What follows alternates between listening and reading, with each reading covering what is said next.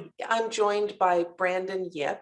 Brandon is, I met him through my youth council, and now he's a student at Western University. But during the course of our conversations, we talked about his family's journey here in Canada, which began in 1909.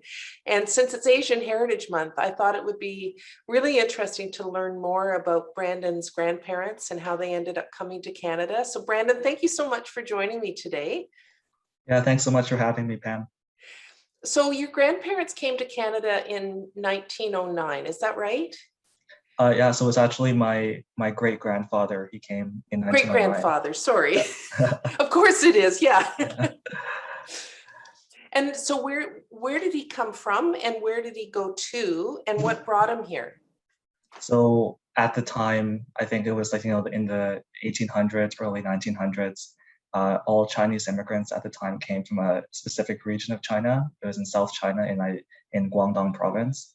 So he came over on a boat at the time, and then when the boat landed in Canada, it landed, I think, in White Rock or Vancouver, and then they would have taken a train all the way across Canada to settle in Quebec City. Wow. And so did your great grandmother come with him or did he meet her here in Canada? So at the time, my great grandmother and my grandfather were still back in China, because for various reasons they couldn't come over together. So my great grandfather came over first, and basically he sent all of his earnings back home to China for my grandfather and my great grandmother. He didn't really save anything for himself. Everything he made, he just sent back home. Wow. And how long before they joined him here in Canada? Do you know?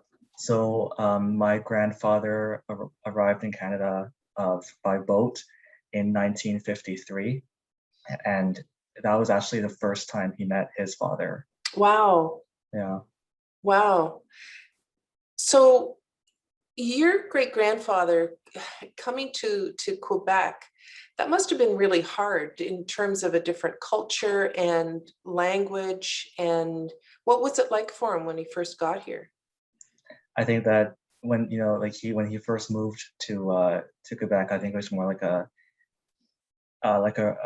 just a shock in terms of having to learn the English language, opening up the family restaurant and catering to people who did not speak Chinese, and just having to understand the different I guess the tastes of people at the time, and how to effectively make money as a business.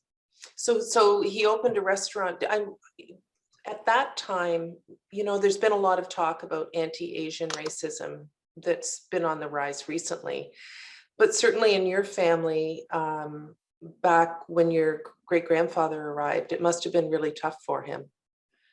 Yeah, for sure. Because at the time there was still the Chinese Exclusion Act. There was the head tax still in place.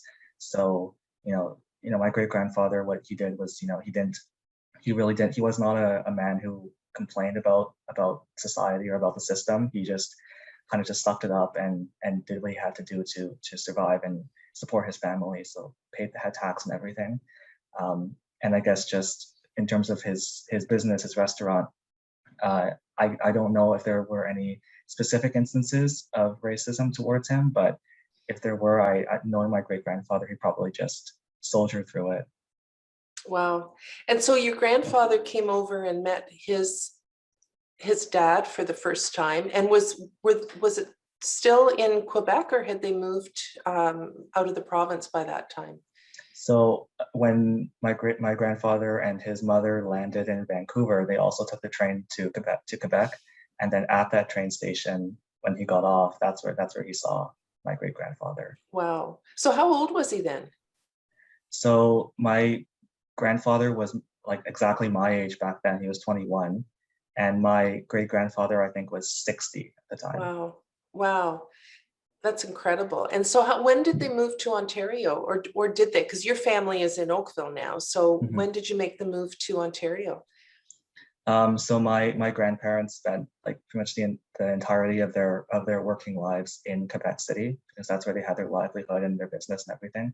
It was just when my father moved to Ontario for his job, and then because my grandparents lived with us, they moved to Ontario with us as well. Okay, you know, that's something that I've noticed within the Chinese community is how important family is, Brandon. And very often grandparents will live with their children as a sort. In fact, I was struck by how often that's the how childcare is done, right? Because the grandparents are living with their children, and it's certainly a very cohesive, loving unit. Like a family unit is really important. Have you noticed that compared to your peers growing up? I think it's certainly like just a difference in culture, I guess, because from what I understand it and just how we are taught is that if your parents they love you, they raise you, they do everything for you when you're a child. They sacrifice everything for you. So as when you grow older and you're able to provide and thank your parents and give back to them, you should do everything you can. And so we always find it important to take care of our parents and provide for them in their old age. Brandon, when we look at what's happened during the pandemic to seniors, I think those values are something that would be well served by all of us to put more value on seniors and ensure that we're looking after them. And I think those are values that are really important and somehow have been lost over the years. Obviously not in your family, but just as a society, I think that's something that's really important that we should be looking towards how you and your family and others treat the seniors in their family and ensuring that they are cared for. I just love that. I think that at least my family should. That's just how we think, and for like I can't speak for other families. Like you can't presume their dynamic or their culture or whatever. But I think that it certainly fits for my family. So how was that when you were growing up? What did you learn from your grandparents? I think just in terms of I guess Chinese culture from like way back then, and just like the older like the language dialect that my family speaks. Just being able to learn how to speak that in addition to English and French was just really enlightening for me. Now, are they still around or have they passed, Brandon? My grandfather is still alive. Nice. And is he still living with you? Yes. Oh, isn't that wonderful?